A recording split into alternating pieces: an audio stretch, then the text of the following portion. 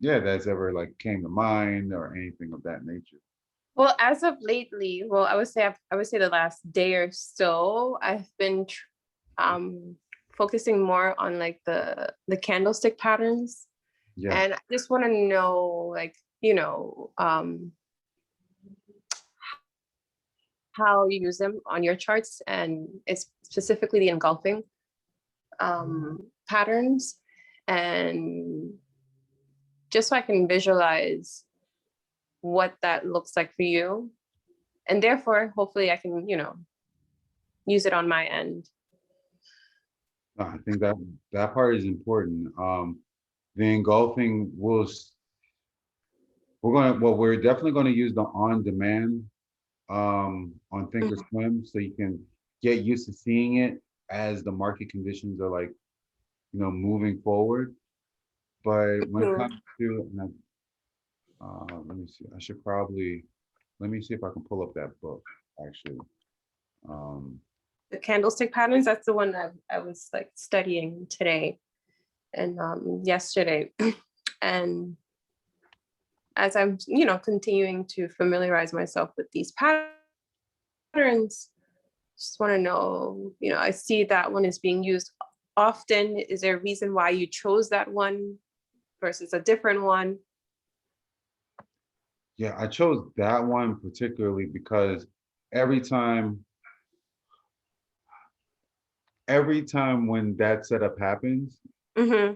the chances of it going up higher is Mm-hmm. greatly magnified. Mm-hmm.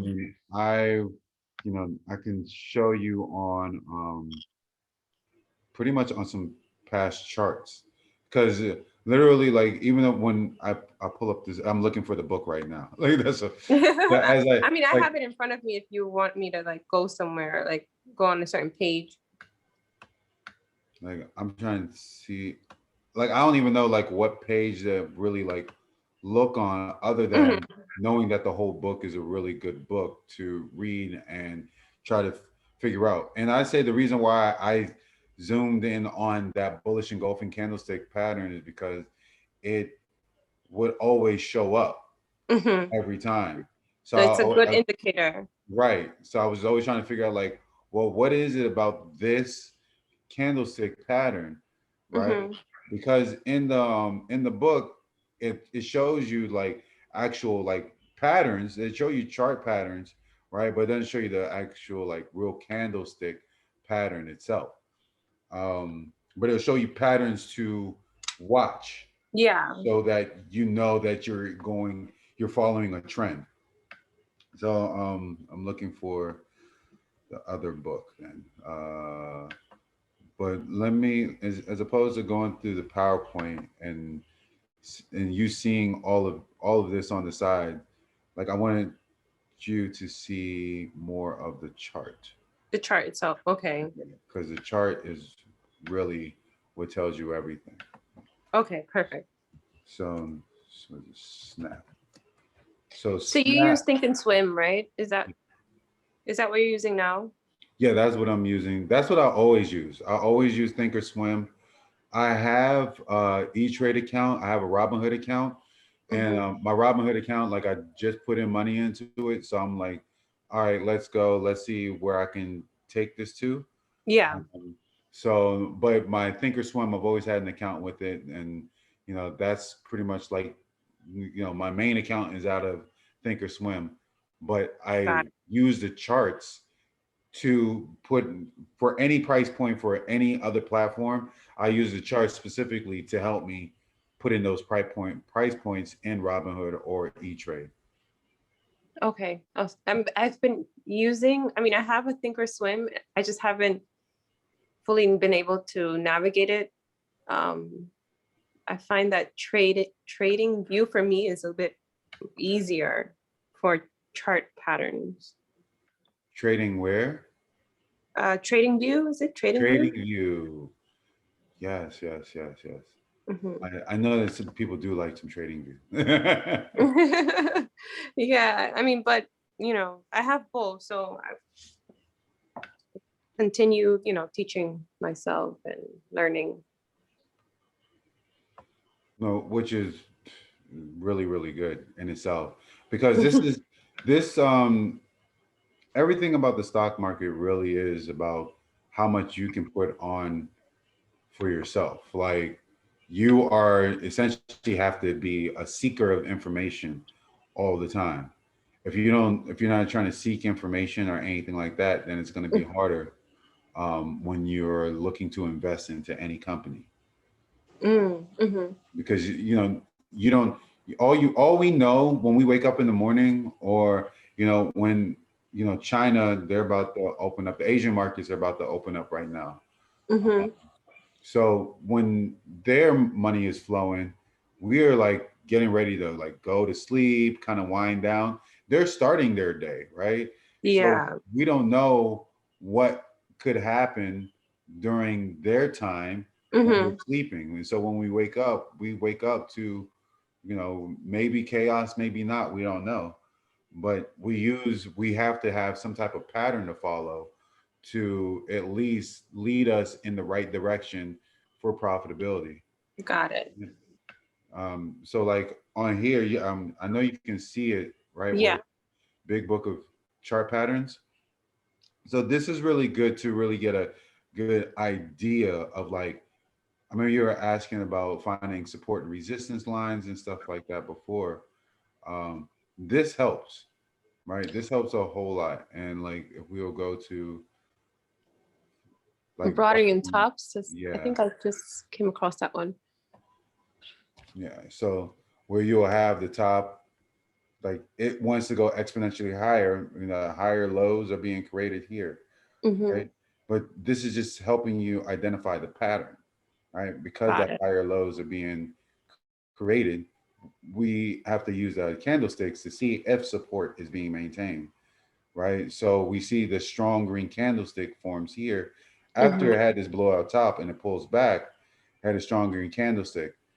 Now we could probably get confused by this right here, Yeah. right? Because it's a strong green candlestick. But this is where the other technicals like the RSI and the MACD come into play. Got it. So when To you Yeah, so like we're gonna look over a chart that we did, I think it was like 2 weeks ago, where mm-hmm. it ran up and it was did one of these, like it pulled back and it had a strong green candlestick, but Mm-hmm. because it was already overbought, Uh-huh. this was going to happen, right? And because that's the overbought was signified or signaled on the RSI. The RSI said it was overbought already, Mm. so it needed to pull back a little bit more to not be overbought. I mean, then it made the bounce to go up higher until it eventually collapsed because it's probably, if we look on the chart, Mm-hmm. probably see that this was overbought at some point. Um, so this is, and it's showing it's a reversal. Essentially, at the end of the day, it's a reversal. What's the name of this book? This is in the WhatsApp group too. It's called the Big Chart Patterns. Sorry, Oh yeah, yeah, yeah. Big Book The of Big Chart Book of Patterns. Chart Patterns. Okay, I am reading right now. I'll tell you right now. Is that it? That was probably really, hold on. The candlestick patterns. The candlestick pattern one. Yeah, that's the one I'm reading right now. The doji and the Yes,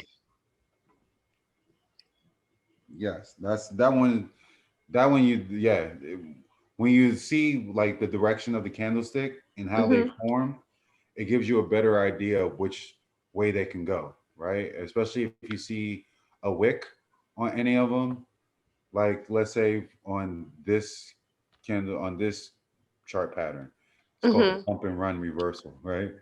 Um, it held support, right? You can see that the candlesticks, even though that the candlesticks were thinning out, that means Yep. it is fighting something. It's fighting like overhead resistance, right? Oh, and decision, I think that was called or something like Right. that. Indecision candle. You're right. See, look at you. Okay. That's awesome. I'm almost getting almost. Nah, you good. So it basically means that it open and closes at a almost they're all like almost the same pricing, or the price action is almost all the same. But Correct. there's a lot of indecision there. So something has to give at some point. Correct. Oh. It has to give. Mm-hmm. And then that's what happened right here. Like you see that the wick was still a little bit smaller, and you can always tell when the wick gets small versus it being like a very long one. Mm-hmm. Like, over here it gets really long, right? So we Ah, don't uh-huh. know like what is happening down here, if they're the buyers and sellers, and how stable the buyers and sellers are down here. We don't know what that's Mm-hmm. what the tells us. But the body tells us that it's solid, and that's how that helps to identify like where that support and resistance lines are Got using the body of the candlestick. Sometimes you have to use the wick. it. Sometimes you have Mm-hmm. to use the wick, and sometimes I use the wick because it gives like that extra like measurement of downside or upside risk. So, Mm-hmm. but once you use the body of the candlestick, you can always find support, supportive prices and resistance prices, because this looks the same from over here to over here. Got it. Okay. Relative the same, relative, right? It's not exact, Not but it's almost, exact, but almost. and the same thing over here, right? Mm-hmm. So these are things that you would want to see in a chart, and then maybe even off of its lows, you see that this part is like a bullish engulfing candlestick pattern, because it's making it makes a new high, and then it trades sideways until you get a strong enough green candlestick to cover up the previous red candlesticks. So that was another reason why I ended up finding it, because when I was doing like one of those educational programs on the ThinkorSwim platform. They have Uh-huh. plenty of them, and one of them was referring to a green candlestick that engulfs the most previous red candlestick. And if that green candlestick involved or engulfs that red candlestick, then look Mm-hmm. at the next red candlestick and see if it engulfs that. So Okay. that gave me the idea of like, well, if it's green, that means that all this uptick of buyers must have bought out all the sellers over here, right? So these prices are like bought out because the green candlesticks are much stronger than all the red over there. So there's no way that the price can come down there unless people are selling at the bottom. And since support is being held, Mm-hmm. no one's selling, support is being held, it has nothing to do but to buy the higher prices. And then that's how you get this inflation, right? You get this lead in. This is almost like the Wyckoff, almost like you can see it, right? Wyckoff phase, Oh yeah. right? You can see it. And then it comes back Back down. down, And right? then it's stable. It's, Well, a little bit, I guess. And then it goes back up. right. You can see it, right? But Yeah. you kind of see it. It goes back. Consolidates up, exhaust, kind of consolidates. It goes Mm-hmm. down, but it consolidates, ready to go back up, like Up. you said. Yep. I see. Exactly like you said.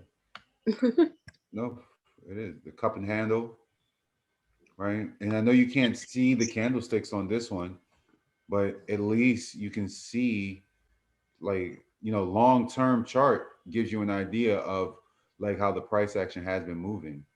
And if you were here in this right here, this price, then yeah, you probably would have saw that continuation on the upside, right? Because that whole cup was formed. And this is not as clear. Like most people probably wouldn't see this, other than seeing this resistance right here, right here, right here, right here. Mm-hmm. Like, that's resistance right there, right? That's a Yeah. common price point. But once you have that formation of the cup, then it can break. The formation is called a barrel or no? Baron? I don't know. I saw the formation on um one of the readings that you told me, not this one, but I was just wondering what that cup is called. It's a name. Mm, Mm. I'm not I can't. I don't know like all the candlestick name, or not candlestick names. Well, even the candlestick names, I don't know them all. Like the patterns, I don't know all of them. Like I just know the ones that have been working for me. Like, and those are the ones I zoom in on. No, because Yeah. really the market shifts and moves, right? So I've seen, guys who have been in the game longer. They said they had to like, change their strategy because the market changed.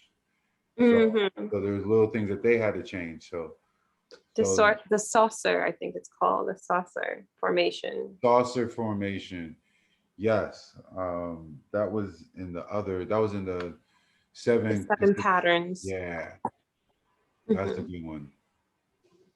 Um, this is a cup and handle all going down, Oh, wow.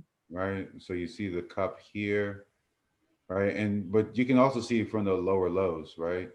Like there was a low. Well, this was a low, and then it went up here, consolidated. Then this became a low. It broke down, created Hmm. a low, went up, and then this low tested the previous low. And then this is the supposed to be the handle, this little Hmm. channel here, right? Hmm. I can see. And then it broke down again. Yeah. So like, and then the lower lows, you can see the lower lows become more and more distinct, right? So after this, Hmm. kind of like once it tested this resistance and it wasn't going to break, and it pulled back, and it only was doing these little minor movements like this, it was almost it was almost inevitable that it was going to break down. Like it gave this fake out day, and it gave another fake out day, but once it keeps on hitting this like resistance, like this is what WWE was doing to me, and I got out before it collapsed.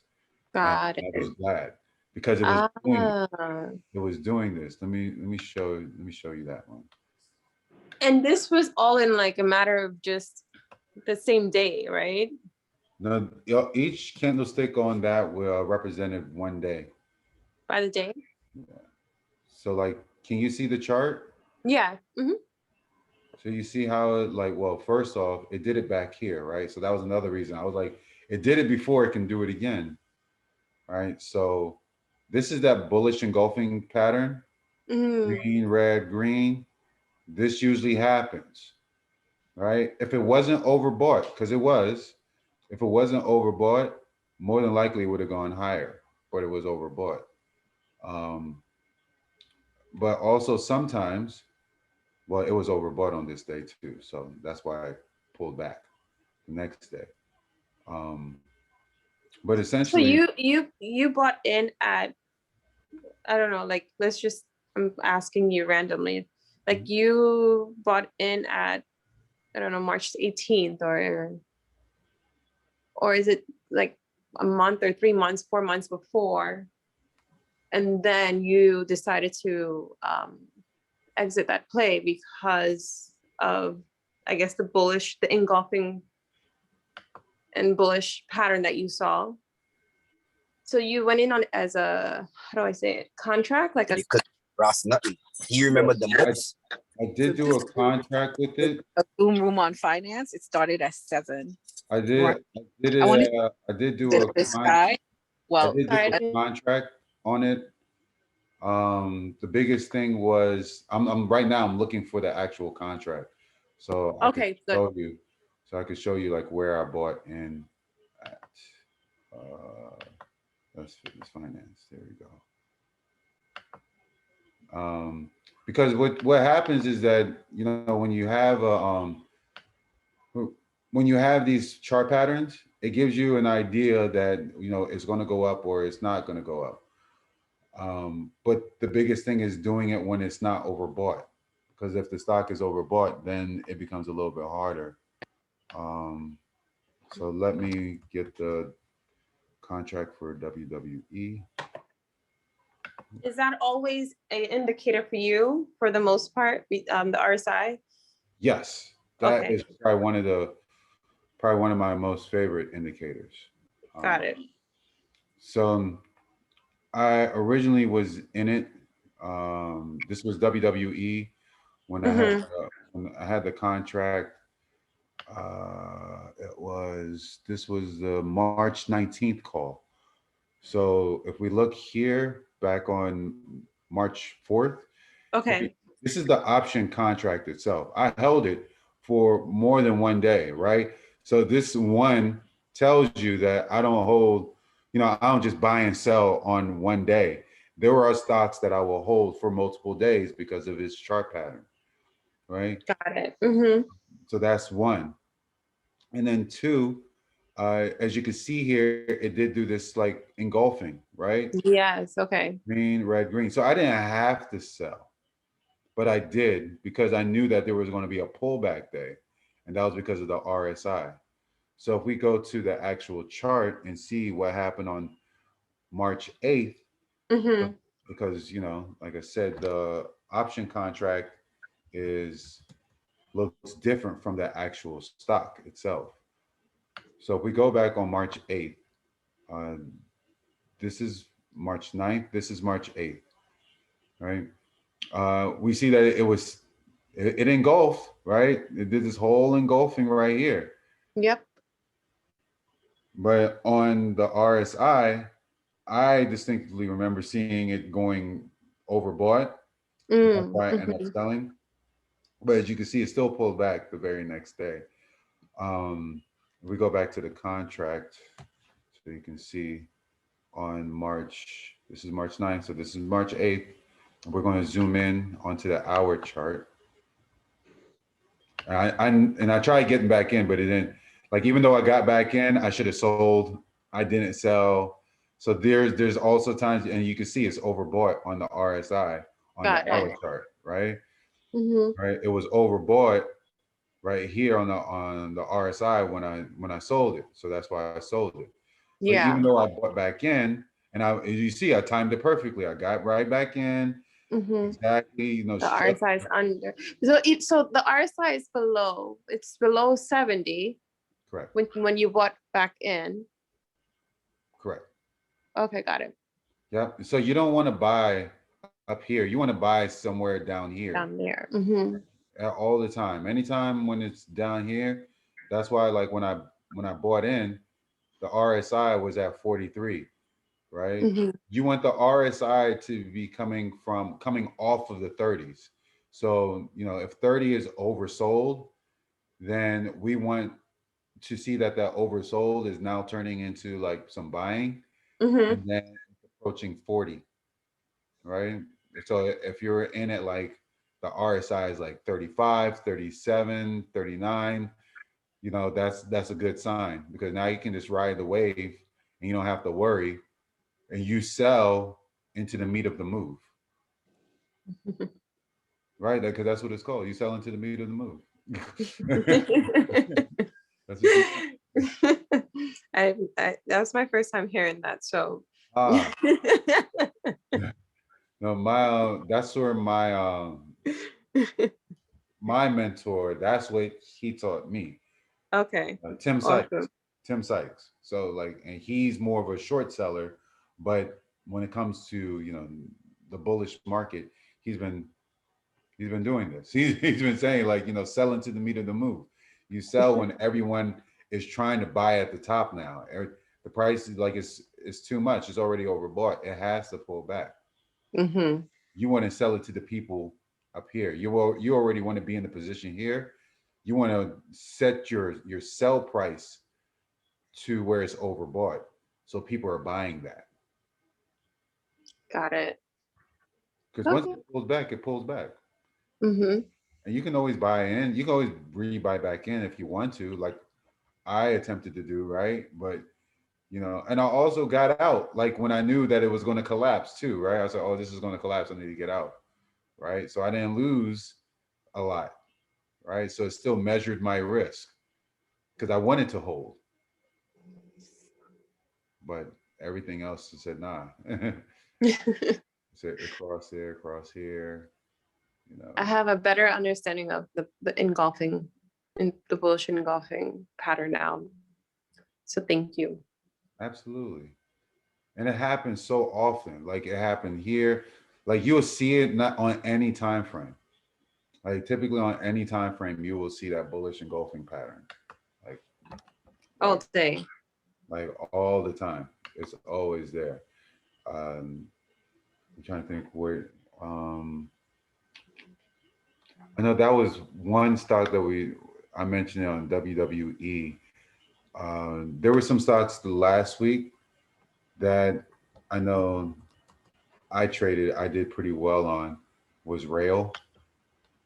Oh yeah. Mm-hmm. So I don't know if you saw this at all, like if when you were searching for any of the stocks. The scanning process. I mean, I just started learning it this week actually, because I was like, why did we keep? How do they? This. How do you specifically choose which scan? So I kind of like used some of the, I guess, rules that you use, the floaters, if it's over like 5%, depending on the sector too, right? And some other like SMA and the 20 and the 200 as well. So I'm learning how to scan now. And that part is, and we're gonna go over that scan too, and I'll do Rail real quick. Just Okay. you see the engulfing, right? So you see this Um, engulfing pattern right there.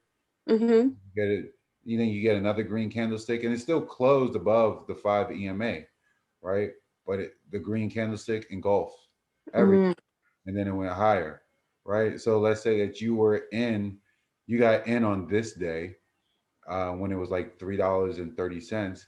You Mm-hmm. sold it on this day when it was $4.30. I'm not saying that's a huge move. I'm just saying that this is the type of like setup that you want to see, because that type of setup can eventually lead to this, which is what I was anticipating. After they came Mm-hmm. out with earnings, right? They came out with earnings. Uh, they ended the day on the green candlestick. Mm-hmm. So I said, I'm buying, and I bought on this day. Um, and then I just held after that. I held until this day, and I actually sold $1 too soon. Um, I was selling on this candlestick. You can't see it on Mm-hmm. this because I bought it on my E-Trade account, so that sucks. But like, and E-Trade doesn't do the same thing as like ThinkorSwim does when it shows you where on the candlestick or where on the chart that you bought. So it's a I see. but I missed this whole other dollar run, right? Uh, Yeah. So, and I missed it because I thought I had a lot more to do on Friday. So I was like, once 10:30 comes around, I didn't anticipate being around in front of my computer. mm-hmm. I knew I had other stuff, but also check out the whole chart now on the hour. All right. So we have this candlestick that happened here, this green candlestick that happened here, Mm-hmm.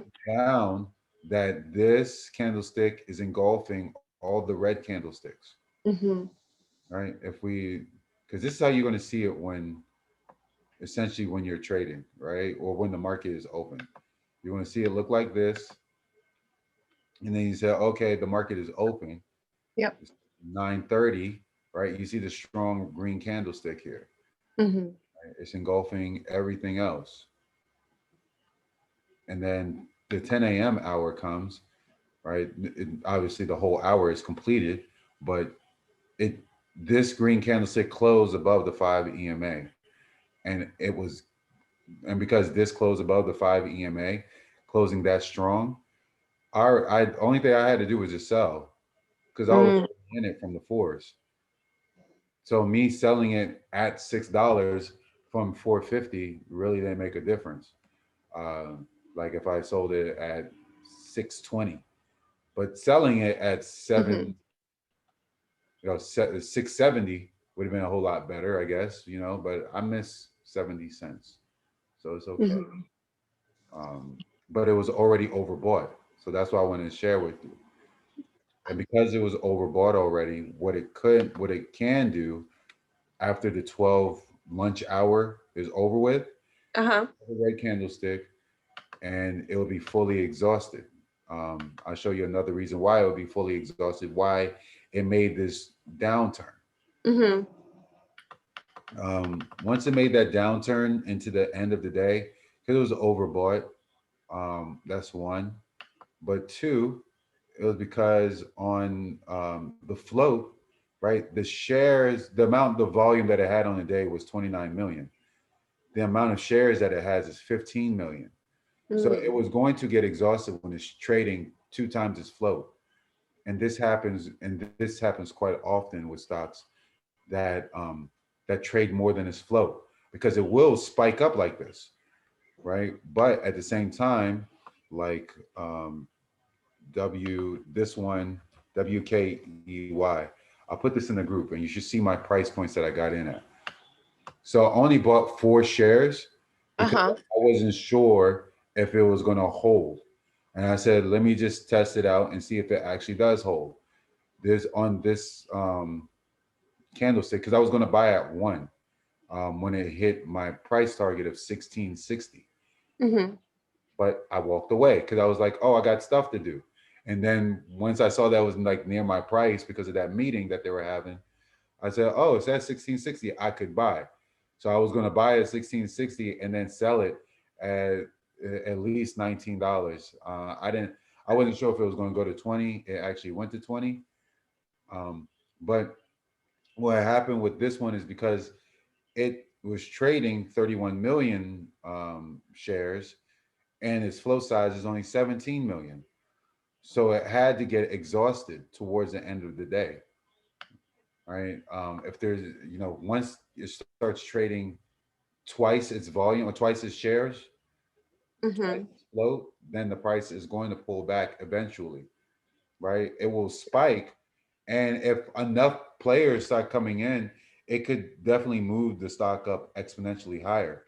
But when you have a stock like this that's very speculative, you can always expect it to come right back down towards the closing hours if it's trading twice as float.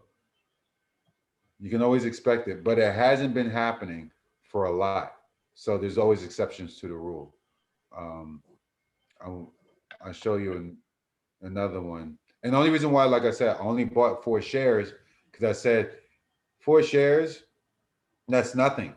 That's just telling me like, okay, it didn't get into the price that you thought it was going to hold. Actually, we should analyze that just a little bit more, so you can really see the intricate details of it, Yeah. right? So even though it like formed this engulfing form here, Mm-hmm. once it was overbought, you can see it better on the minute chart. I put it on the 2-minute chart so you can see the past 5 days, Okay. right? That's where I typically put it on. But you see that it already had a lot of movement going on, right? It ran out, created a new high, then traded below the 200 SMA price, and this would have been purely a day trade. So once both moving averages stayed above the 200 moving average, Mm-hmm.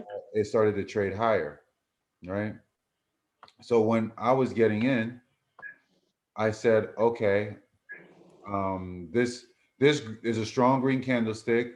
This is a nice strong green candlestick, kinda, right? And it was facing some type of resistance here at $18. Um, and a little bit more is 1775. Right. Mm-hmm. So I was like, I'll get in at 1770. I really wanted 1760, but I said, I'll get in there. I'll just put in a couple of shares and see if it holds. If it holds, then I'll buy more once, all the moving averages confirm. Not only did it not break above the 20 SMA, it started to trade lower until it came down to 200. And once it was coming down to the 200, I knew I might as well just get out of it. I think it was dead. But Mm-hmm. at the same time, I could have waited with this one to allow to allow the MACD lines to move below the zero line of the MACD and allow it to trade sideways to see if it comes to the 200 first. Because what happens is that even though it might still be on its low on the RSI, right? Because the RSI is saying that it's on the on more of like those who have sold already. So it's like almost oversold, but not Mm-hmm. quite yet. Mm-hmm. Still had an opportunity to still go more oversold because it never turned blue. You see how it turned blue right here Yep. and it's oversold? It didn't do that here. So I could have waited as opposed to just saying, oh, I'll just buy 4 shares and wait for it to go higher to buy more in. I didn't really even have to do that. I could have just waited. Particularly 2 p.m. is not a time that I would typically buy anyway.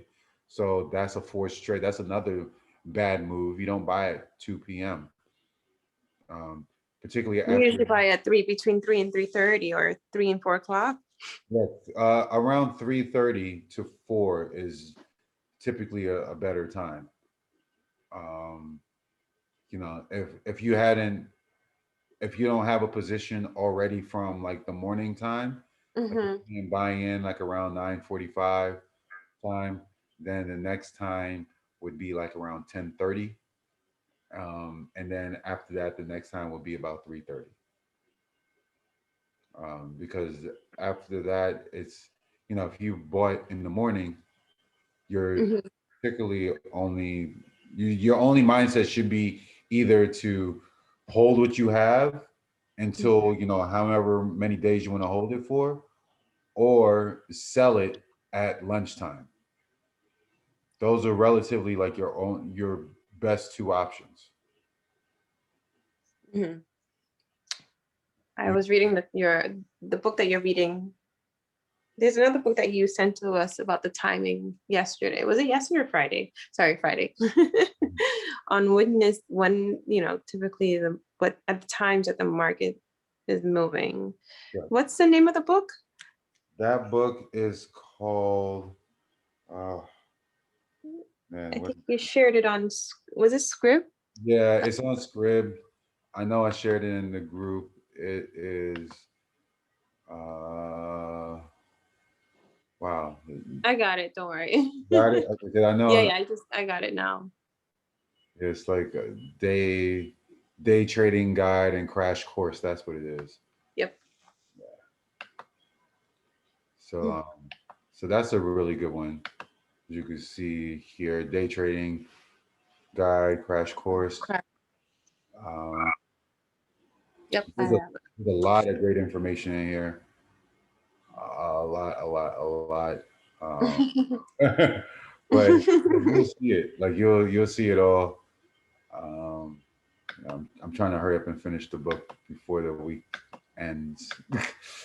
No worries. No worries. I Because think I don't I think I think I was able to download it actually. So okay, good. Because there's like it tells you like right there, like what the date mhm. times are, the red zone, the yellow zone. That 10:30 time, like I didn't know. The third yellow zone. Yeah, that one. Yeah, I had no idea. It was like that the market makers actually moved the market right, like on during that time. Actually, around this time to this third yellow time. So, And so it's a small window. yeah, yeah. Mhm. You want to be in when they're like ramping up to get in, like they're just kind of building their momentum to get in. You know, yeah. So it said the price move during this time is more predictable. They tend to mirror most technical indicators, particularly the relative strength index and the stochastics. Be careful towards the end of this time zone because it leads right into the lunch hour. Usually, the preceding time zone is very volatile and may extend up this time zone. So, Do you like the stochastics indicator, or do you ever use it? I know it's very well, I've read that it's really similar to the RSI. It's just, you know, I guess it no, depends on your preference. no, because I already feel like, a lot of the the the traders that have been in the game for like 10 to 20 years, they don't even use half of this stuff. Like they only use RSI. right? Mhm. Or they will only use like the VIX, that fear indicator, right? Mm. And price action. Like they will use that. They will use the support and resistance. They don't use all this other stuff.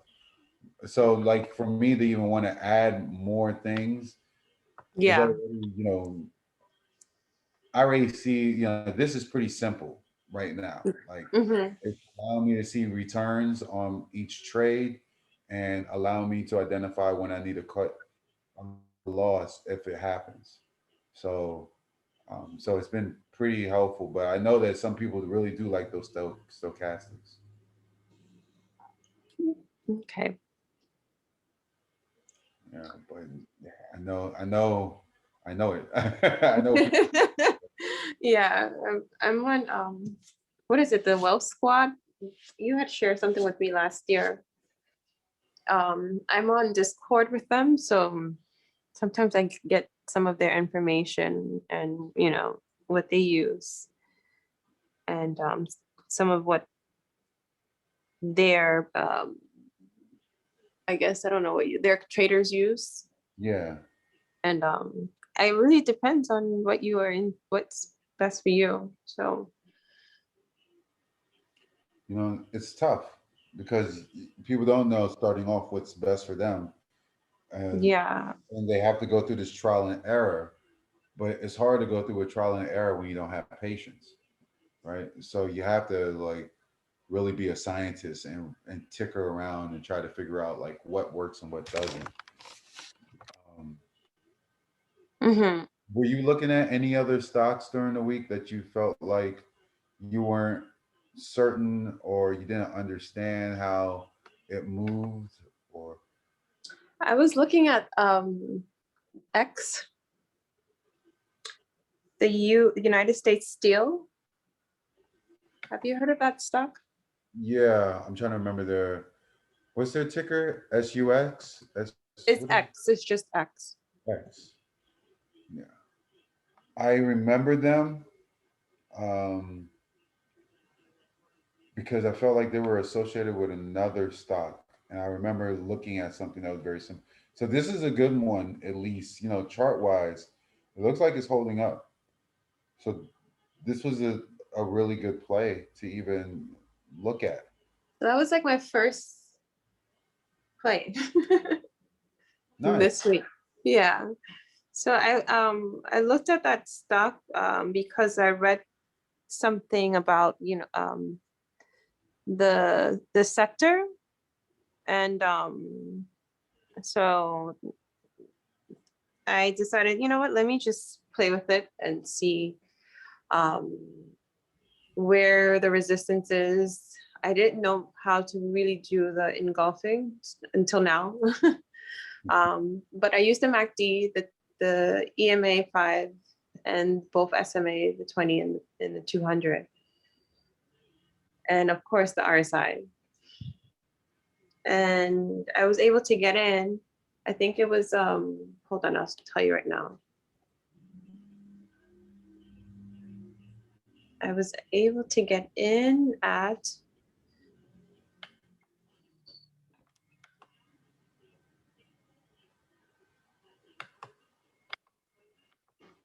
Looks really good. so tell me, why do you think it's really good? I'm gonna tell you why I decided I'm just looking for the trade that I did, the option. well, Okay, here it goes. well, you So go I'm ahead sorry, and go ahead. you can go ahead and explain. Like, I do a lot of talking, so I always would like always want people to talk, and I'm like, yes, you. Are we the only one on the line? I think there's a young lady on the line. Yes, Don Oh, did come. Donna. Yeah. Hi, Donna. I think you're probably all off, off your agenda at this point. Um, or if you had one tonight. Me? Yeah. No, like my agenda was to do exactly this. Oh, Like, oh, good. Okay. this Okay, is good. exactly my agenda. Like, Okay, cool. So I got in at I'll tell you right now. Okay, so the call was for $23. Nice. And I think it was at the time, it was like $21. If I'm not mistaken. So I'm still holding it, just FYI. Good, good, good. And I think it's almost, so I'm still not fully understanding what I read was that for every dollar that you go over, I guess the strike price, you profit $100, correct? Well, you profit the delta on that contract. The delta. Yeah. So every time you cross the dollar mark, you get the delta. All right. So your strike. So you say you call $23 as your strike. Correct, exactly. So your delta now is 53 cents. So 53 cents will get added to the dollar amount that you end up selling at. Mm, So once it crosses 23, that 53 is going to add to this contract dollar price. I see. Okay, here Right. we go. Okay, so I mean, since everything seemed to align, I was like, all right, I bought like maybe five shares on that $23 call at 77 cents. I'm looking at it now. Oh, you bought it at 77 cents Correct. at the $23 call. It's looking good right now. It's at $1.53. Well, no, $1.61. I'm sorry. It's at $1.61 for the Yeah, contract. So you are profiting right now. correct. That And is correct. So I'm sorry. you bought 5 contracts. Correct. Good job.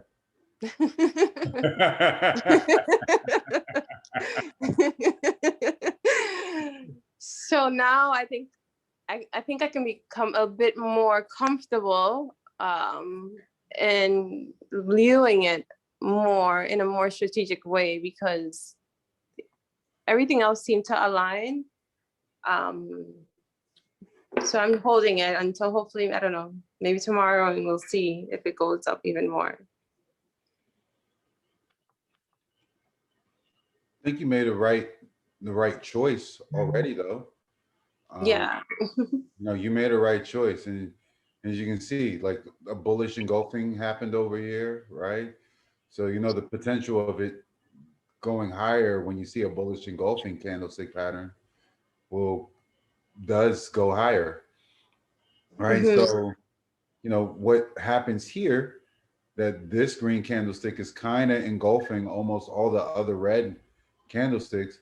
It might pass $23 and go up to Mhm. 24 tomorrow. It might retest the So previous resistance. I have a question. If I wanted to um, rebuy it, like buy more of it, right? Yes.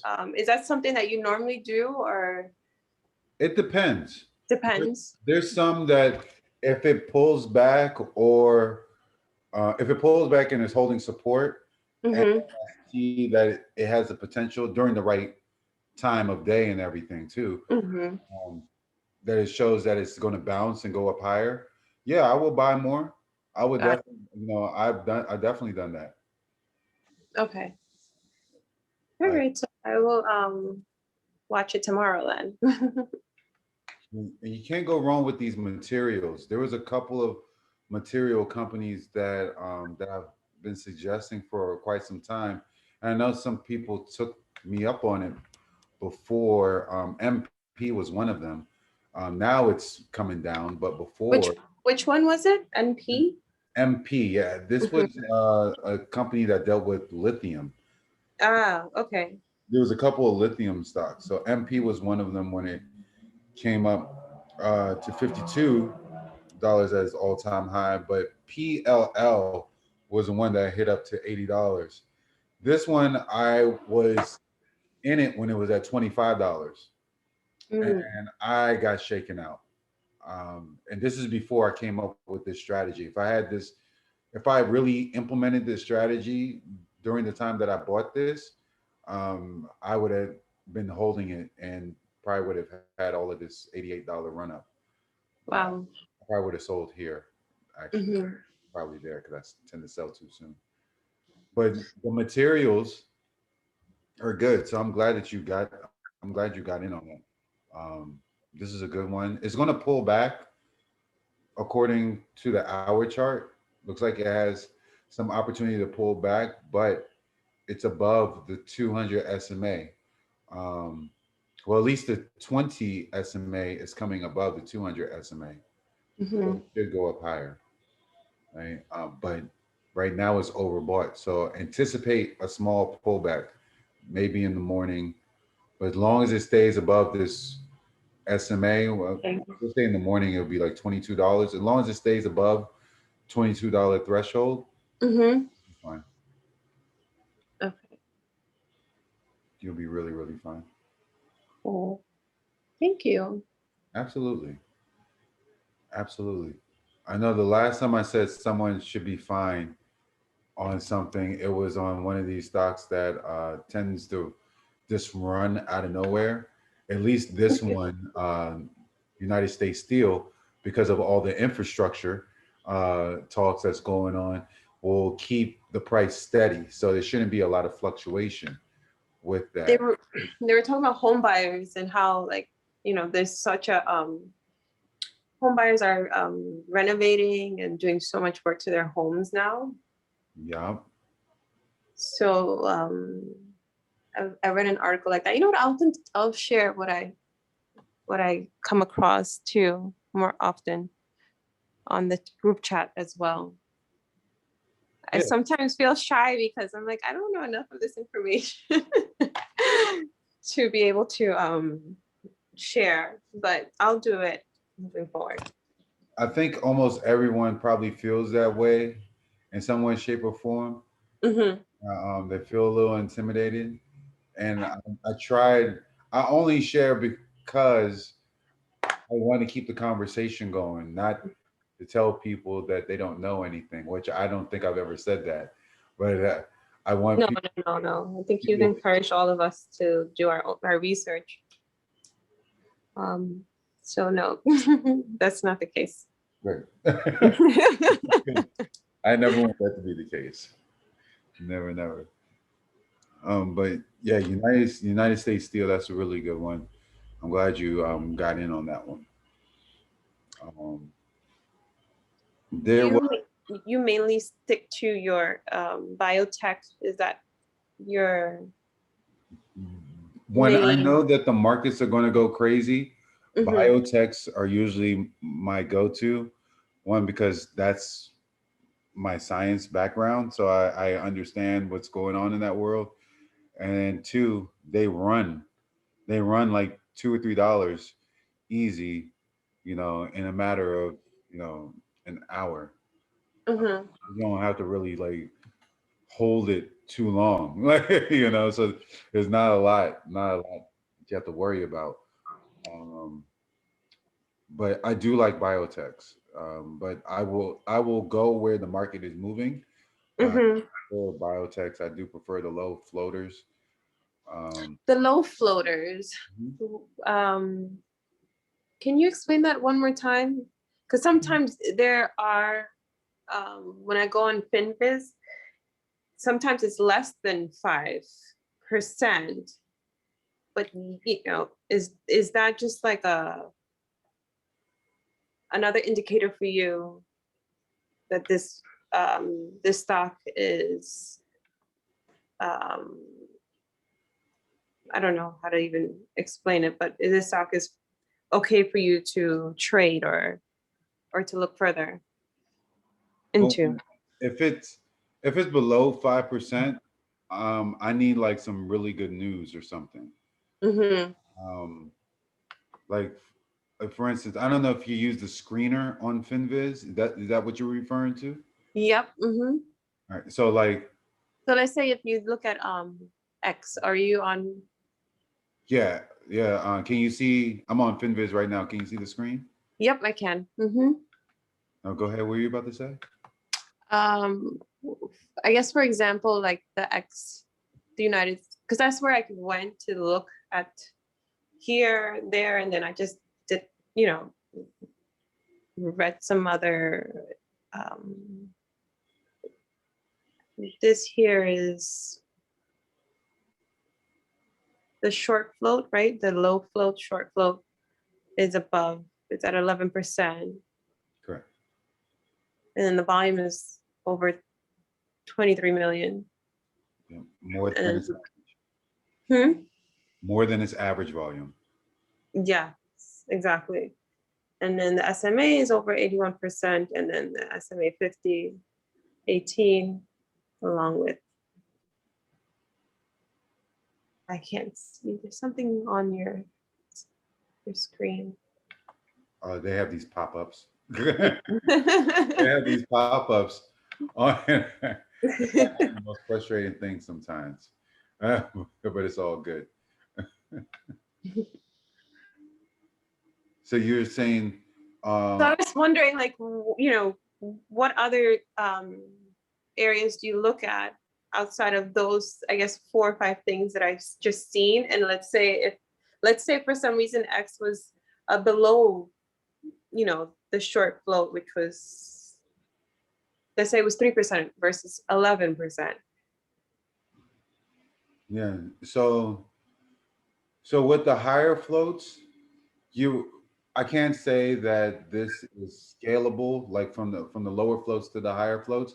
Mm-hmm. Yeah, the price movement might be the same, where it will go like positive, following the trend in the positive direction or following the trend in the negative direction.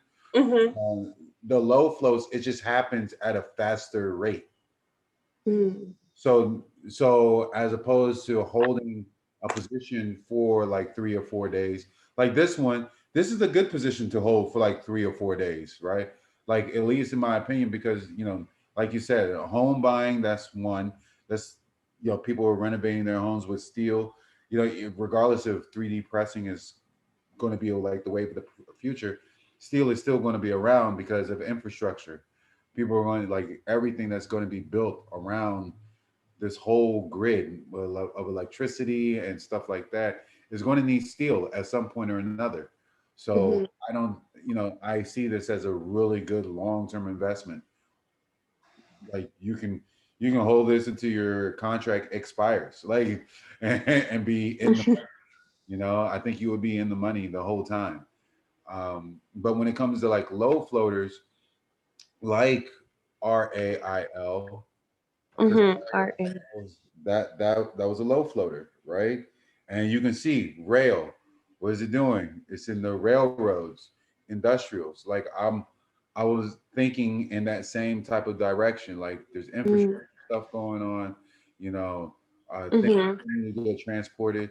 But you see, the float is 11 million, and the short float is 1.2%. All right, so roughly 1 million, not even, not Mm-hmm. even, not even that. It's like 100,000 or like 10,000. Was it? I don't know. It's less than way less than 1 million. That's for sure. Mm-hmm. But this volume, once the volume trades more than the actual float itself, that's when you know that the price is going to start pulling back. So that's what I look for when it comes to the low floats. Like, Okay. did it trade its float yet? It's high in price now. Did it trade its float?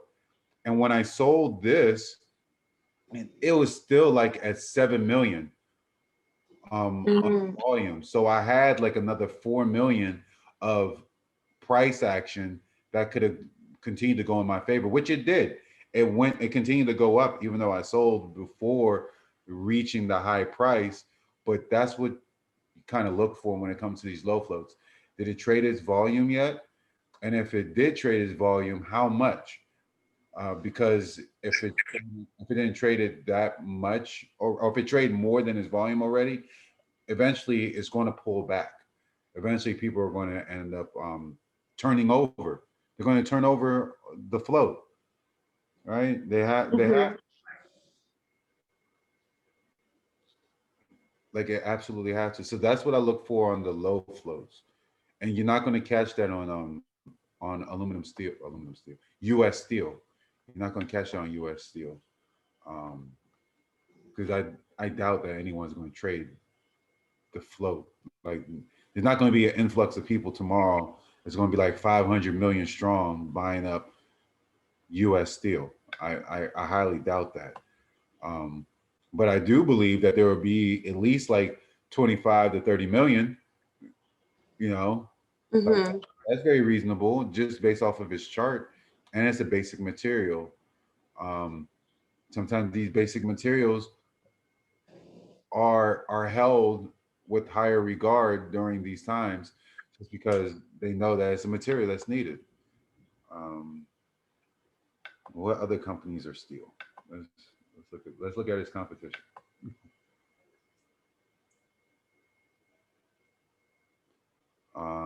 That's right, Cliff, CLF. I totally. They're one that I've been kind of like eyeballing Mm. because they also deal with steel.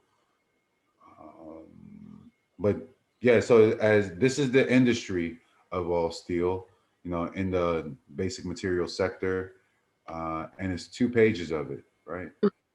So from here, even if you wanted to go to see like what's a low float here, Okay. Oh, I see it. Mhm. yeah, so you see that it says float that's short. So Uh-huh. yeah, you could say that you want to see if it has under maybe 10%, because it's going to catch the 5%. It's going to catch anything under five and below. It's going to catch everything, right? 30%, that's probably too much to handle. Mhm. I don't know. It might be a little bit too much of a short downside pressure. I'm not a big fan of that. I could say, but 10%, 20% sounds very reasonable. Um, because you can squeeze out more and still have the price or the volume go up higher at the same time. Um, so here, you get the float that's under 10%. Maybe we'll say that it has a price. Where's this price? Price at under $20. Oh. So so now you have a shorter lift. And then what you could do is just put your cursor over the ticker, and it will show you the chart. It will show you like a little small representation of the chart, but at least it will show you something, so you can kind of get an eyeball uh, gauge of like what does it look like. And some of these in that are low floaters in that sector. I think I've heard of the six. The what is it, Compania? That's in Brazil. I read something about that recently too. Between X, which is the United States Steel, and the company, the one from SID number 6. That one, yeah. Uh, yeah, that is in Brazil too. Yeah, it seems. And this one is a low floater. The volume pretty much sucks. It's only at 29,000 Oh. with the millions, but that's okay. And that was another reason why ZKIN went up crazy too, because it was in the steel industry. So sometimes you'll have like these low floaters that like this run. Because remember, I don't know if you remember this past week, but Mhm. ZKIN was just running kind of crazy. And it could have, and when it runs in the morning, sometimes when they like spike so early in the morning and we don't know, it usually has something to do with another major company or something in the sector or industry. And in the industry here, it looks like steel was definitely getting a push on the upside. Hmm. US, at least the chart looks good, but the volume looks bad on this one, USAP. But you said SID, that was one that you read about. Yeah, about the steel industry, that and the X one that I decided to buy calls on. Yeah, it'll it looked like just because of volume, like X, US Steel looks like the better option. But clearly you knew that because that's why you bought it. You knew that. You're like, I yeah, this guess. one, I guess I did know. yeah, you knew better. But see, that's the thing with this one, SID. So let's say Yeah. you didn't know much about what was going on, and Hmm. all you knew was the Wyckoff method. The biggest thing that you know is that yeah, it came down from the pre-pandemic lows, started trading above the 200 SMA, but it did this whole parabolic move straight on up, right, and then consolidated. So we know when with the Wyckoff method, once it starts getting into this consolidation range, Hmm. it's going to start looking to come down Hmm. after making such a strong move, unless there's news to keep the stock price up. Because that's what happened here, right?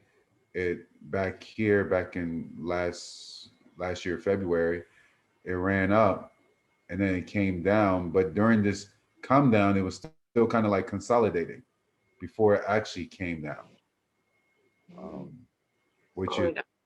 something kind of hard to see, because it happened after like quite a couple of days. It like ran up, and then this is all like consolidation. Even though it's all days, each candlestick represents one day.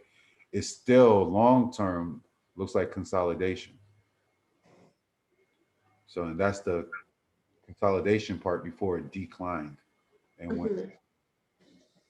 Mhm. So you're far from that with U.S. Steel. Looks like you're getting back or you got in on the upside part where it came here, pulled back, went up. It did pull back. Um, this low right here is $16, and then this support right now, which is like 19.20, Mhm. look like it's holding all of that because you can tell from this price point over here to this price point over here, all of that has been held. And even when this price point was retested here, it still held it on Friday. This was Thursday. This was Friday. And then it looks like it's going to engulf all of it. Mhm. So it should break $23. It should. It should break $23 and go higher. But it, like we said before, on the hour chart, it looks like it wants to pull back just a little bit. As long as it holds above 22, we're good to go. Eh, We're good to go on that one. Thank you. Absolutely. Do you have another one? Another one on my list. Yes. Hold on.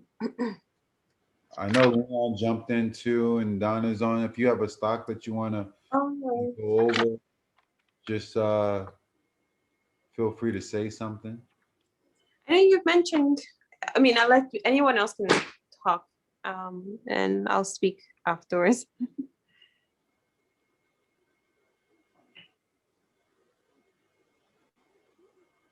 That's all you, Angie. Okay. The NIO. Um, I know you mentioned it quite a few times the past few weeks, and that you were waiting for the pullback. Are you still waiting for the pullback for the NIO? Yeah, Or it's still happening. Uh, at least I still believe it's happening. That there's either some type of like real consolidation on these lows below $38, Mhm. that the government of China is trying to figure out how to regulate their companies a little bit with a little bit more intensity, because I know that they're trying to do something, when it comes to the electric grid and how they're going to exclude Tesla, and all of that is going to be a little different, because Tesla is, in America, or at least more America, is having, like, a little issues with China right now when it comes to consumer goods and tariffs and stuff like that. So so when it comes to like electric cars or anything that's dealing with China, this Mhm. includes Alibaba. Ugh, 'cause Alibaba wasn't. It was just Alibaba was literally just at 260. I was just talking about Alibaba being at 260, 270, and now it's at 227. Um, Mm. I do the same issue, right? All Chinese companies. Um, XPEV. This is Baidu and Alibaba. Obviously, those are internet companies. XPEV is a EV company out of China as well. This one had looked like it has a better shot for upside than Neo right now. Looking at its chart, looking at how it's like approaching the zero line on the MACD, and how the TTM squeeze is all green and the RSI is not oversold. The Mhm. only thing is that the candlestick didn't trade above the 5 EMA on Friday. So, but Neo, I believe it has upside. I like their technology. But if it can prove that it can hold this $35 level, then I'll believe that the pullback is done. But right now, the pullback is still going on. Like, Mhm. still seeing some consolidation. And the TTM squeeze kind of confirms that with me, that it went from yellow Mhm. to red and stayed below the zero line. Like, let's say that it was still yellow here, then maybe tomorrow I would say that, okay, it has some chance to go up. Um,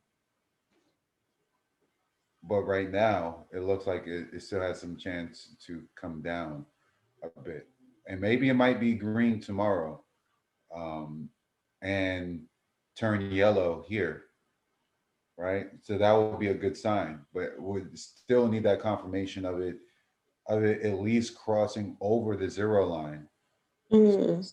so that we know that that the selling pressure is almost pretty much done. Because even the MACD is showing that there's some selling pressure still Got it. from here to here. And this is, remember, this is one candlestick representing one day. The histogram went from yellow to red to a bigger red. So, the RSI is not oversold, but it might be tomorrow, if this TTM squeeze is another red. Um, Mhm. so yeah, I'm not. You're like the third or fourth person that asked me about this week. Well, not this week. This weekend, I should say. Like, uh, so Neo looks like it's going to be very popular. So definitely still keep it on your radar, though. That's for sure. Okay. That's a double bottom. Double bottom. Bounce once, bounce twice. So maybe it might do it. And then you're going to see another bullish engulfing candlestick here. Um, you'll see it kind of right here on these days. One green, red, stronger green. Even though it kind of pulled back here, it still was trading above the 5 EMA, and this continued to trade higher. And then this green candlestick definitely engulfed the two previous red days, and it continued to go higher. Um,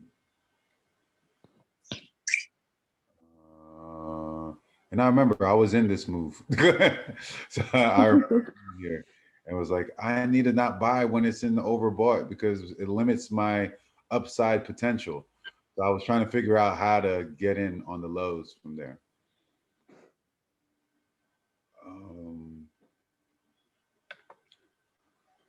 I guess I'll show two stocks that three stocks I'm holding.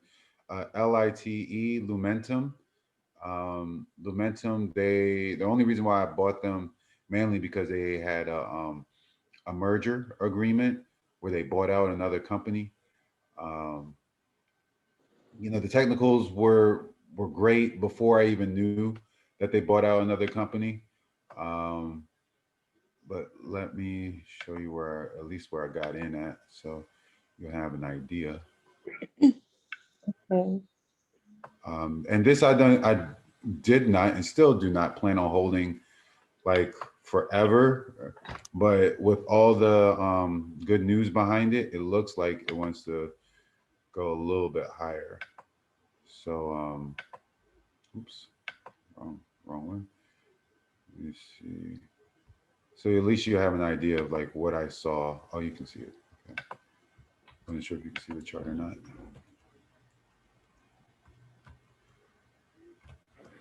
Oh, no. All products. There we go. Copy.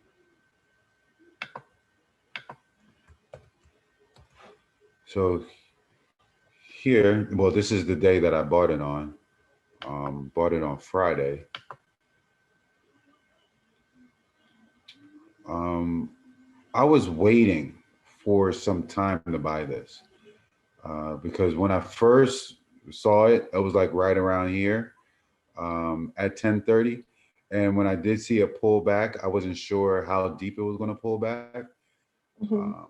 and then I missed the, once 11:30 started coming in, and then 11:45, I said, "Look, I got to buy this soon because with the type of news that it has, it should go up higher." So I did miss the 330 price to get in at. But I got in at 368. It's at 458 now, as far as price is concerned. I'm anticipating selling it like around 553, maybe $6 a contract. The main reason why I say that because it's already over. Well, no, it's not that it's overbought. It will be overbought um, when Monday comes. This is a 2 minute chart. I'm going to scan back out to the hour chart. When Monday comes, I believe it's going to break out. I believe that it's going to break out above this 91, 90. Well, 90. It's already broken out above that. It's almost at 92. So I believe it can go to at least 94.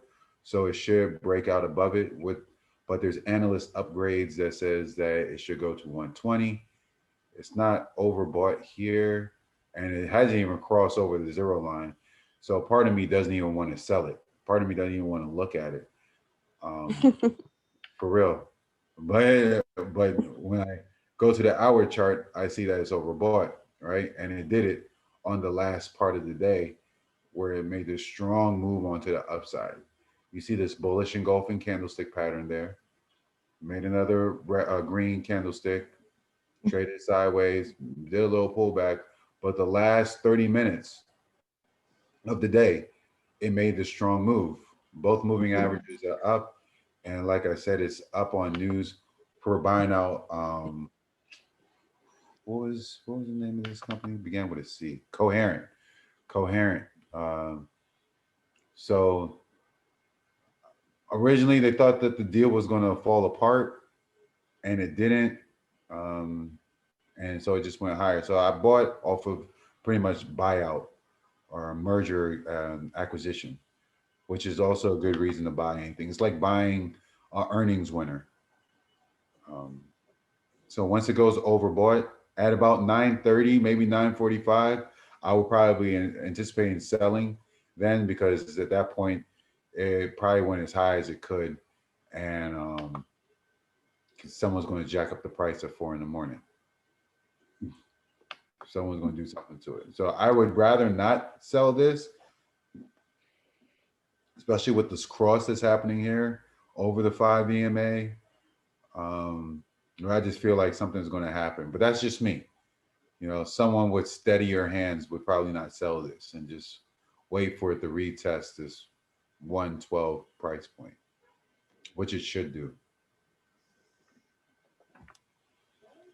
Um, so like when I'm weeding out all the stocks, right? Because when you do the scan, you get a list of all these stocks. And as you can tell, like I did this scan probably about an hour uh, before this call. But when I did the scan, it gave me, 68 different stocks, what have you. Um, two of them I already bought on Friday. So I was like, FTFT, which is a financial, fintech type of thing for Bitcoin. This one tends to move, it tends to run. So I will, I'm looking forward to do the same thing when Monday opens. I'm quite interested to see how Bitcoin will move. And what really got it for me was that the candlestick closed above the 5 EMA and the 20. So I am expecting upside with FTFT. And then ONCY it's a biotech company dealing with cancers. So end up buying this. I said I was only going to buy 100 shares and then buy some more on the pullback, but I ended up not being able to because I was running my day and I kind of forgot. But this whole engulfing type pattern here is happening. So that's a key reason why I ended up buying across here and across here on the MACD. It's no longer bought, and we can see on the TTM squeeze, we all the histograms are above the zero line. So um, maybe I might buy some more shares on Monday, thinking that it will go up higher.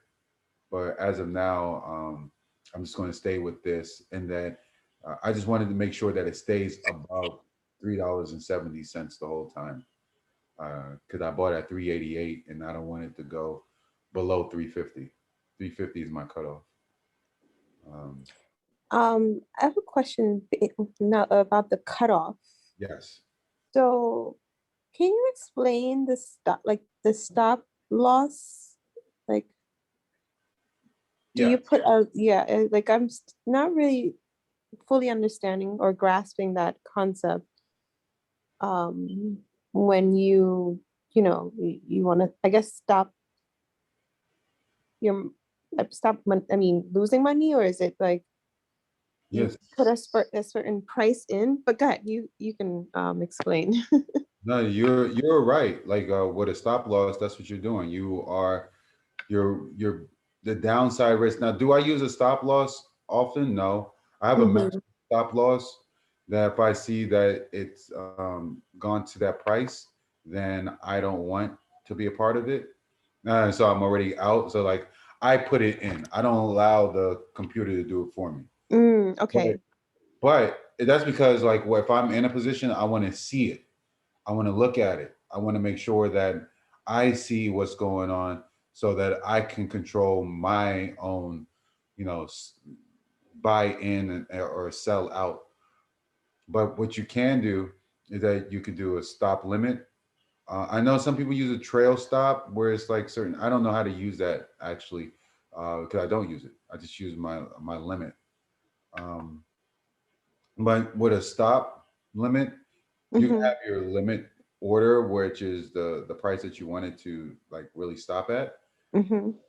So let's say that I wanted to stop. I want to put a limit at say seven $7. I doubt that it's going there. But my stop would be at like I said 350. Okay. So it would be less than, a little bit less than what you are paying for, or the price that you are. Correct. I like because the main reason is that you want to be able to.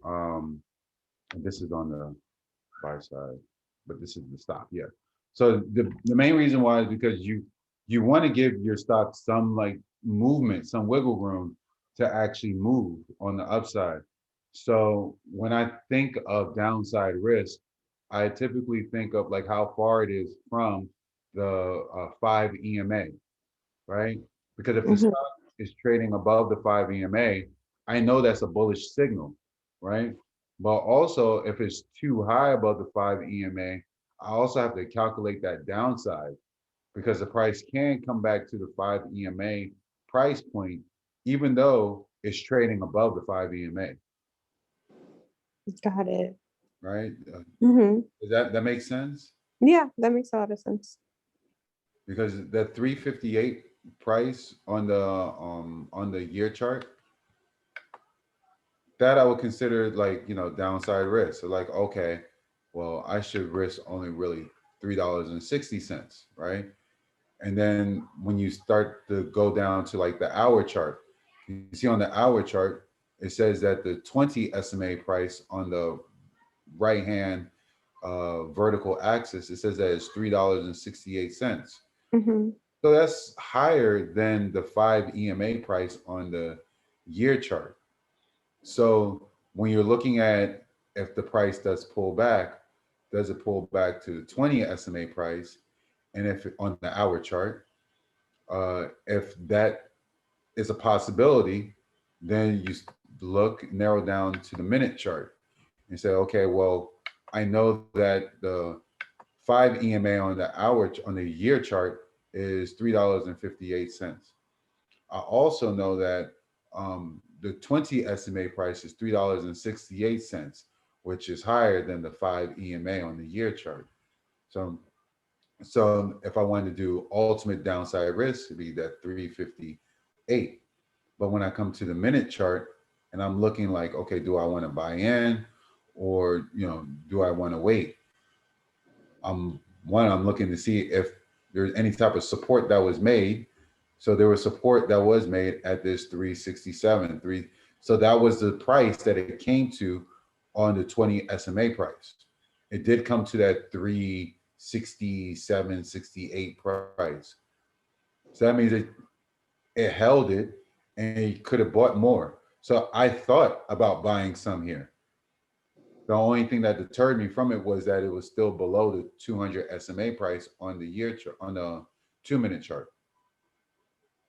Got it. I still could have bought some. I still could have bought some, and I just didn't. But it held support. The support price is 350. Hmm. That's where it went to the day before. Went to 350. Kind of went there, but also stayed above it. Went to 330 ish, but stayed above it. And then did the same thing a couple of days before that, where that 350 was being held. So that's how you would like think of your downside risk. Where is it in relation to where is the stock price in relation to the 5 EMA on the year chart? Because you're going to see it spike. You're going to see it spike. Hmm. Um, so that's how you would try to limit that downside risk. And when you buy in, zoom into the minute chart. And then when you buy in on the minute chart, at least, have it where if you buy and the stock was already trading above the 200 SMA price and made a new high, right, on that minute chart. So we know it has to pull back. So it finally pulls back and it doesn't trade above the 200 SMA price. At least wait for the moving averages to converge before jumping into the price so that it gives you another chance for upside. Hmm. When those moving averages come together, then there's upside. That was Hmm. another reason why I got in on this one. And that was another reason why I got in. Well, I got in probably an hour or two early on FTFT. Because if we look on the hour chart, doing all the same type of configurations and such, the moving averages are about to converge on the hour. So it might retest this $5.67 area, but it's not overbought. And it's just crossed over the MACD. So because all those things happen, this on Monday could potentially happen where the moving averages converge. Um, so we can actually practice this, right? So let's practice this. I'm gonna put this to the on-demand section so Yeah. that we can get a sense of how everything feels. Um, okay. Let's do that. And then we can pick, let's pick a random day in the past.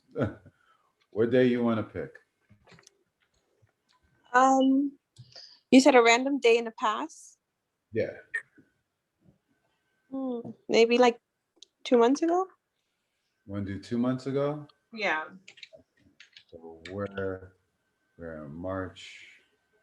Let's go back to January.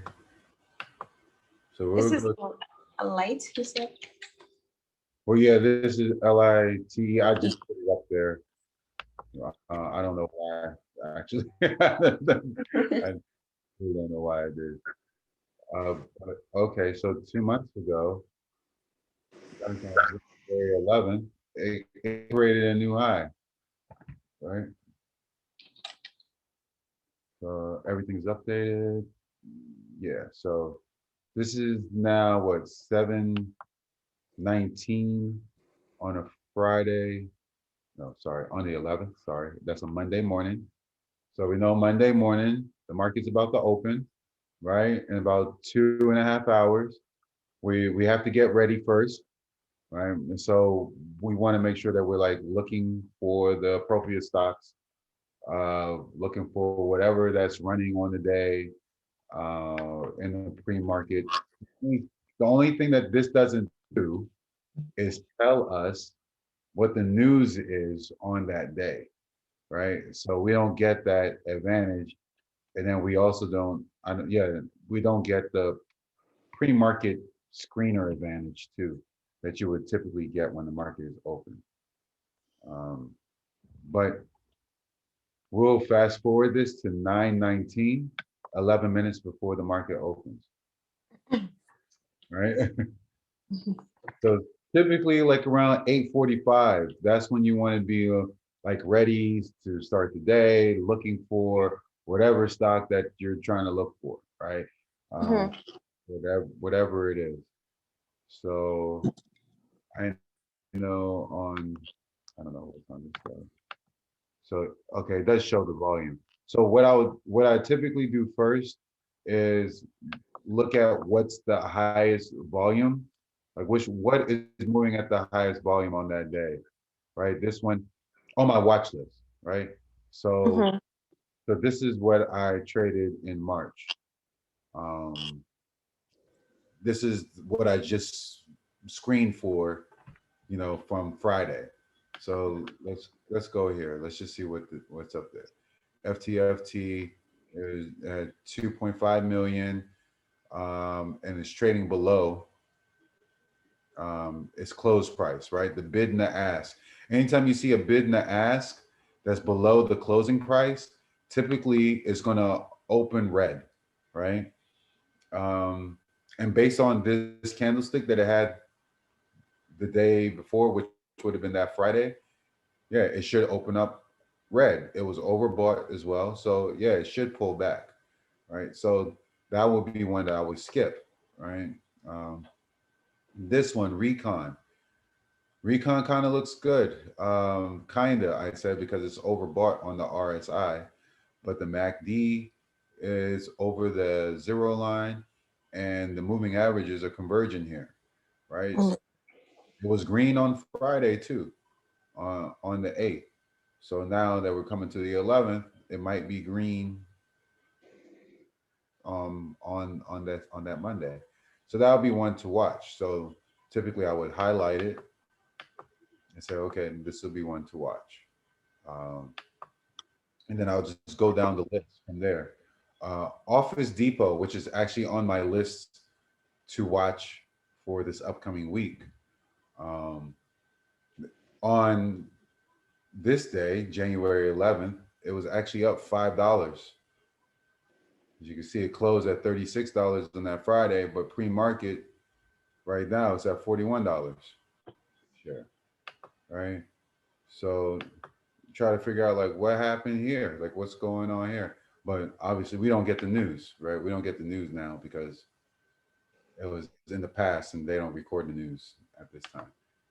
But what do you think will happen now that a new high was created during the pre-market hours?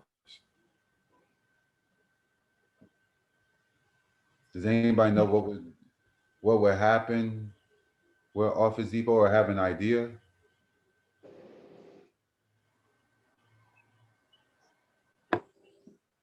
Because the market is going to open up in 8 minutes, right? So you will have to figure out if this is something that you would want to get in on, Mhm. right? Like, oh, okay, well, it had good news. And mind you, we don't know what this news is, right? It's not going to tell us during the simulation. We just know that it had positive price action. So now that we don't have any accessibility to news, and all we can just see is, okay, well,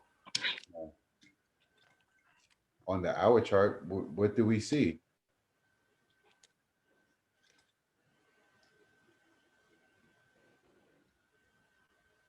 Like we see a MACD that cross is pretty high. Mhm. We see that the moving Mhm. averages cross here. Did someone, you're about to say something? There was some support that's held here at this $35 area a couple of days ago. That's when it was overbought before and it pulled back, right? So it's been trying to hold this support at $35 and then $36 and continually going higher. So here we'll have to say that the downside risk on the hour chart is at least $39, right? And we say 39.72 to be exact, because that's the 5 minute or 5 exponential moving average on the hour chart. Um, but if we go to back to the day chart, that $39 is not going to be there, right? It's going to be 34.79, right? So when the market opens in the next 5 minutes, we'll know what the 5 EMA price would be, because there will be some trading up here in the $41 area. So now we would just have to wait and see if any type of pullback happens. All right. So we still have 5 minutes. So we can still kind of like look at other stocks and see what else is available.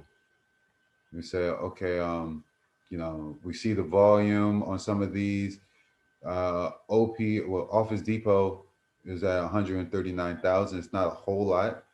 We were looking for millions, like FTFT that had the millions.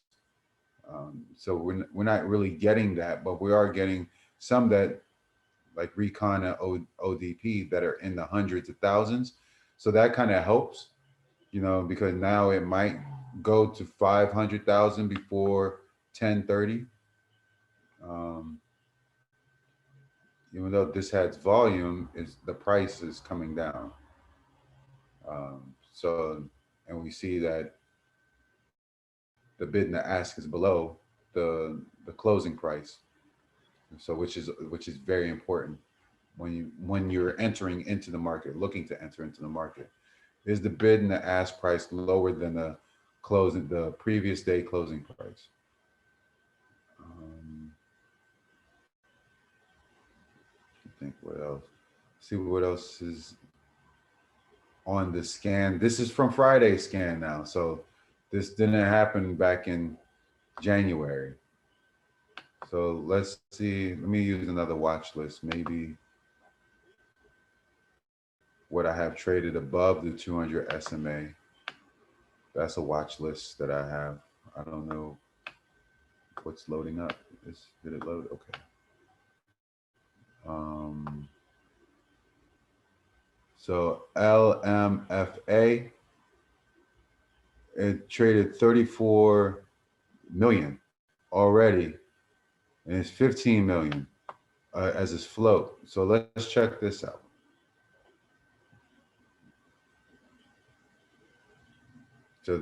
So we already know, right? Less than 4 minutes in the market, we see a stock that runs crazy like this in the morning, and we're like, oh man, should I get in? Should I get in? So, you know, this is where you have to look at it from the long term perspective. What did it do already? So on Friday, we knew that it ran up to $2 from the 70s, from 70 cents.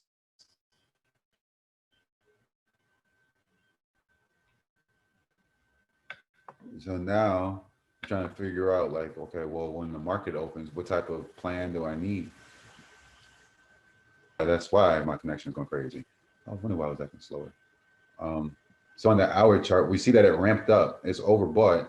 It did pull back, right? So we're looking for downside risk at this $2.23 area, right? Right now, it's about 90 cents above that. Doesn't look like it's the best case scenario for upside. So we'll look at the 2-minute chart. It's trading below the 200 SMA, but it already made a new high at 4 a.m. in the morning. What was it? Yep, 4 a.m. in the morning. There you go. Made a new high. It pulled back. It's below its 200 SMA price now. So now when the market opens in less than 90 seconds, you're trying to figure out, well, do I buy in because it's spiked already and it's up, it's trading higher than its previous closing day, or do I leave it alone? So you have 90 seconds. What do you do? Anyone? Based on what you know already.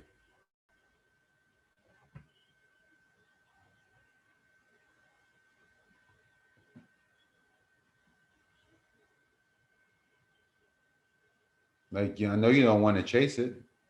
That's for sure. But you have 60 seconds to figure out.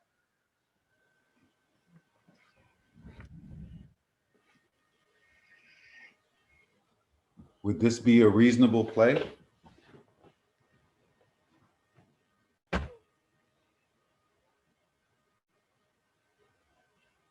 I guess we'll find out, right?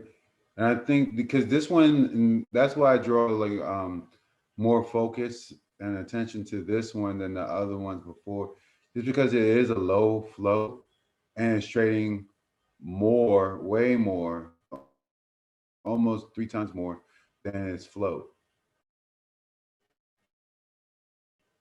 And so when you see it, we'll know if all the moving averages, if the price actually will merge with the moving average here. Because right now we don't know. But we do know it's heading into some bullish momentum. But we do know that it has the potential still to get rejected by the 200 SMA price. And now the market is open. It's 9:30. So the idea is, does it get rejected by the 200 SMA price? If it gets rejected, then it's no longer in play, especially when 9:45 comes into play. But if it starts trading near that $3.50, then we know that it can at least come up $1 more.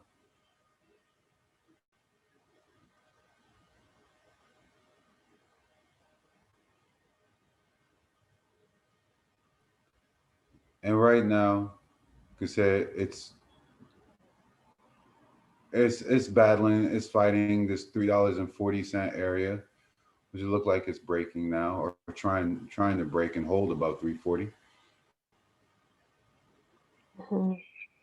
But all the moving averages are kind of coming close, right? It's only what, a minute and 20 seconds in. Are you buying right now?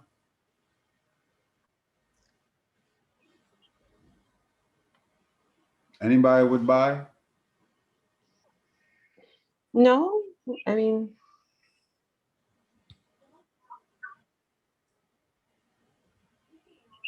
if the 5-day moving average is crossing over the 200, it's a clear indication that the price will go up. So I would probably hold off on buying. Agreed. So what about the fear of missing out now that it has jumped to $3 and almost 70 cents? I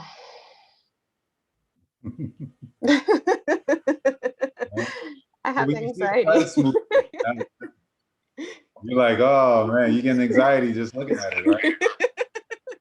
I Not am. even in the play. I'm not even in the but this is Not good. even in it. This is a good this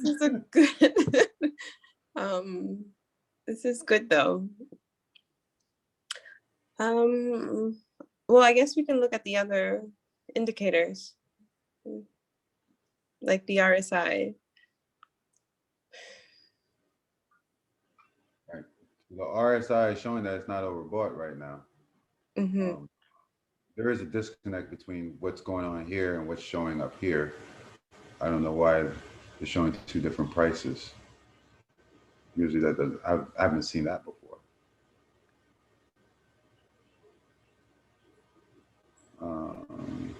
But it looks like this is what it should be doing, quite honestly. Like this is what I was anticipating. But you're right, Angie. You would look at the RSI, see if it gets rejected. Well, also really, it's all about these moving averages right now. Like, because if we solely purely thought only the RSI, Mm-hmm. RSI will show us that it still has room for upside buying. Right. So because it has some room for upside buying, it's not overbought yet, and it can go overbought because past experiences show that it can go overbought. Um, because it can do that, we can have an opportunity of buying in because we know that the price is going to get rejected by the 200 SMA, which it did, and it's trying to get all the moving averages, meaning the 5 EMA and the 20 SMA, to pull above the 200 SMA. You're kind of going to you'll probably get an idea or example if there wasn't so much pullback. Now there's a lot of pullback as we zero in on this time. It pulled all the way down to $3.16, Mm-hmm. right? And it was at 370. Yep, it was at 370. It was getting rejected here. Mm-hmm. This 20 SMA price doesn't seem like it wants to go as high as the 5 EMA because the 5 EMA was trucking. It was going, and then 20 SMA price was kind of pulling it back down, right? And then that's what we're getting now. We're getting more pullback, and that's what happens with stocks that are trading below the 200 SMA price, almost on any chart, on any time frame, I should say. As I'm waiting for this to load up, because even though this was in the past, it's still kind of running slow, right? So it was overbought already on the hour chart, on the daily chart. So we knew that this was to happen. And if we didn't know that this was going to happen, we look at the past, and the past shows us that this is something that can happen, right? Where it will spike up and then show that it can come all the way down. Right. So, and it did it more than once. So, looking at the past candlestick patterns can give us an idea of what can happen in the future. And that's kind of what's going on here. Um, so we can even fast forward this if platform wants to catch up. So we'll fast forward this. Let's go to next time frame. I say about 10:20, where we'll look at something that we can actually buy. So still the same day. We're just going to 10:20 in the morning because we're looking at 10:30 to buy something.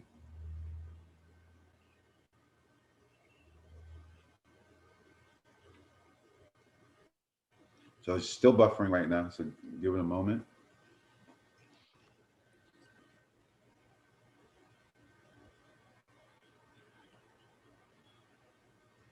But Angie, do you have any questions so far? No, I don't have any questions. Any further questions?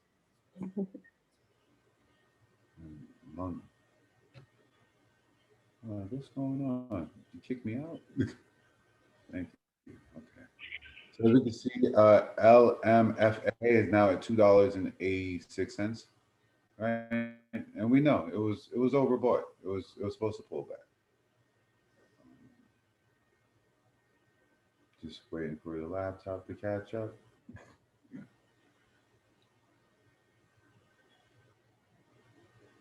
One second. See, and it's good. Like this is a good reminder of how the market can actually move in the mornings. So typically, what I do once the market has opened and I already saw what was my biggest volume mover, I try to focus my chart back on the percentages, right? So I see, okay, now that the market is open, who has the biggest percentage gainers? So we saw LMFA. We can see OEG. Take a look at OEG and see what that looks like. Okay.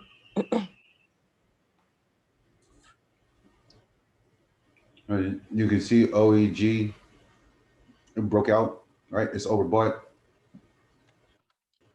I wouldn't even chase this at all. This is not one I would chase. It's already overbought. We can go to Watt and see what's there. Would there be any reason why you would buy OEG? OEG. Yeah, stop.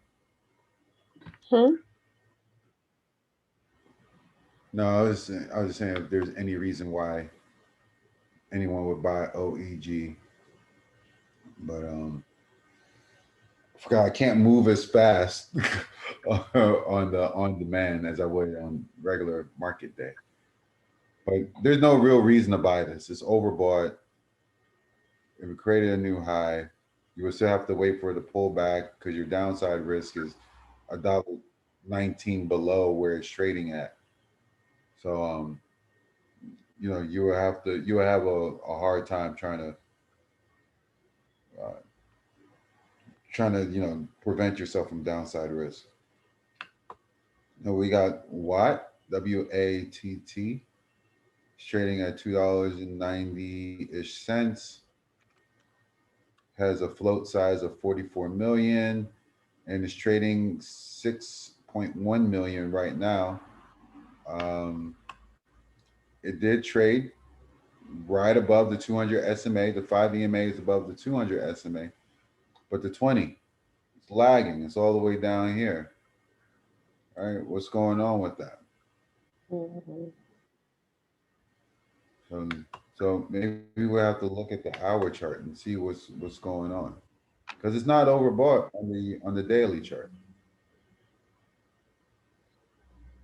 and it's 1024 right now.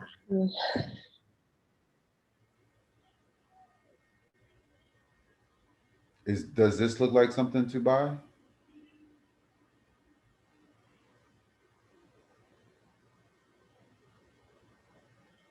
Anyone see this?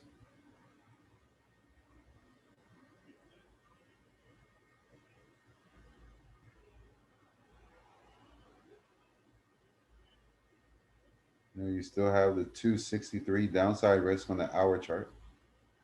264. It's trading at 289. You have some resistance here at 260. And also at 270. And also at 285. It seems like it's like 10-cent increments.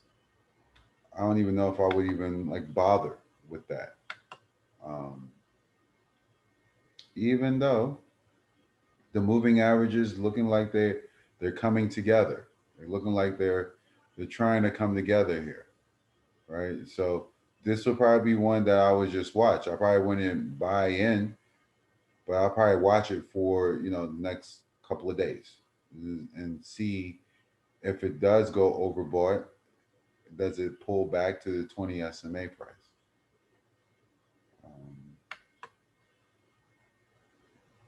maybe, and this is where you just try to figure out, like, out of all the stocks that are above 5%, which one serves you best. EYEG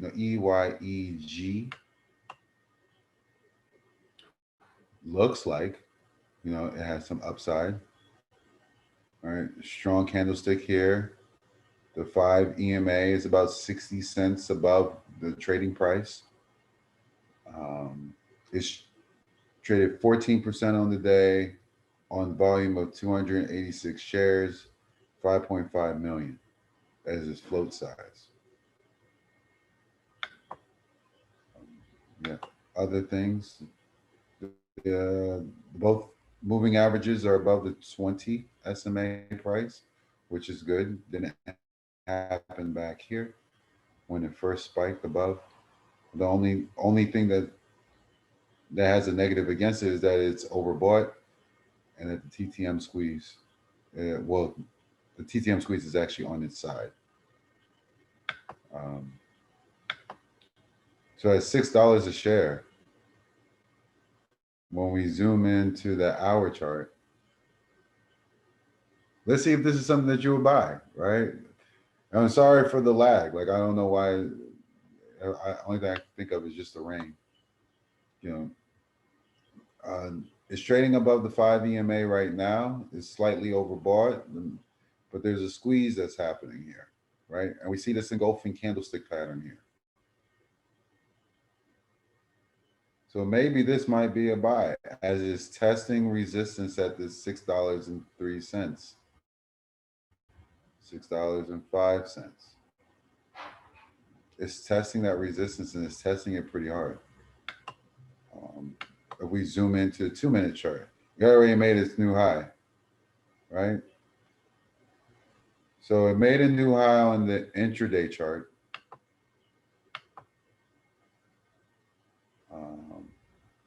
It's testing resistance on its hourly chart, $6 a share.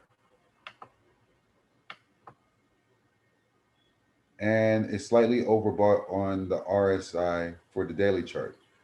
Is this a buy? Purely looking at the chart.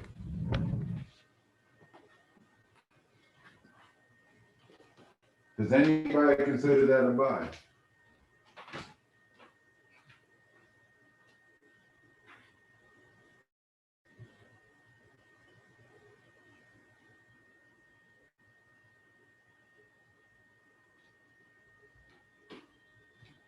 I know someone has to think something.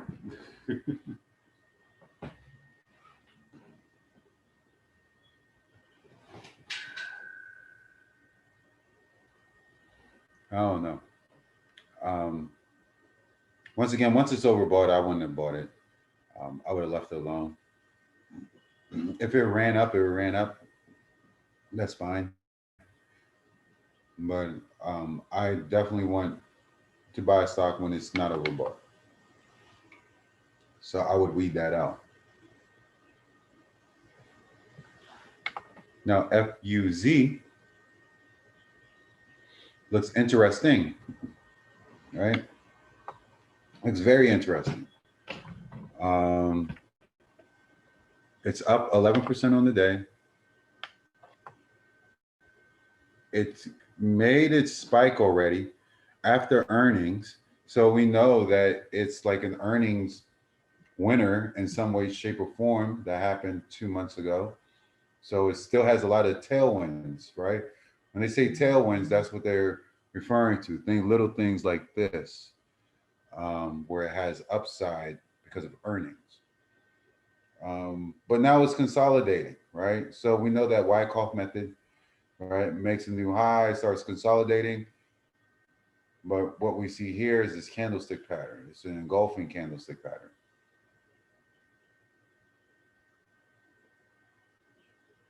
Tomorrow, which would have been the 12th, can show more upside. It is now 10:30.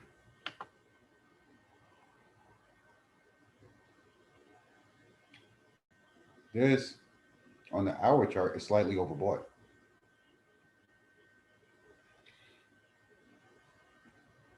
So, and it just created a new high.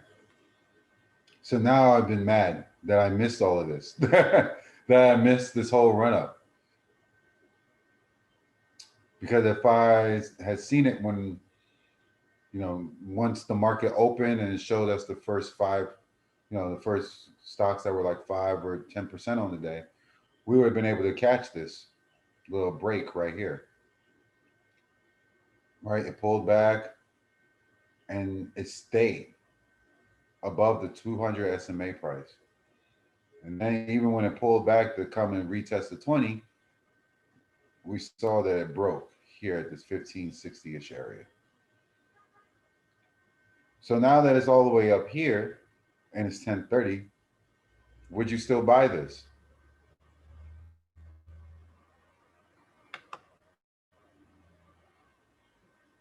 Would anybody buy this?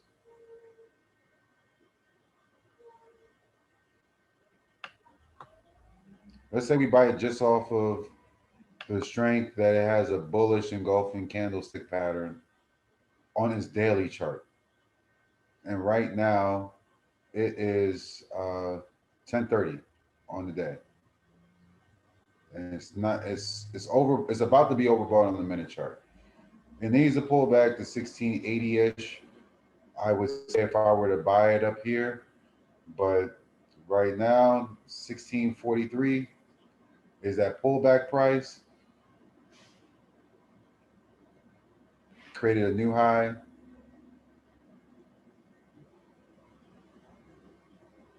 Would anybody be buying it here? Anyone?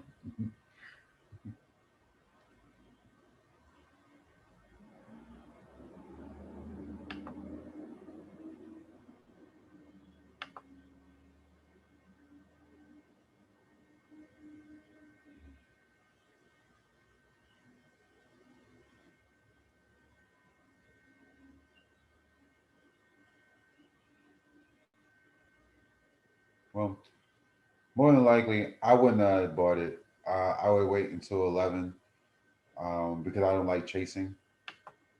So since I don't like chasing, um, I would just wait for it to pull back. Wait until like even after one to see what it looks like. Because what it did back here, where it did this nice pullback until 11, well actually until like yeah, until 11, and then after 11 came, 12 came and it pulled. It didn't go any higher, really. This sold off. Um, so that would be something that I would anticipate it redoing, even though it's not 11 yet, so it's only 10. So I would think that the 11 a.m. hour there would be some type of pullback, just because it's overbought.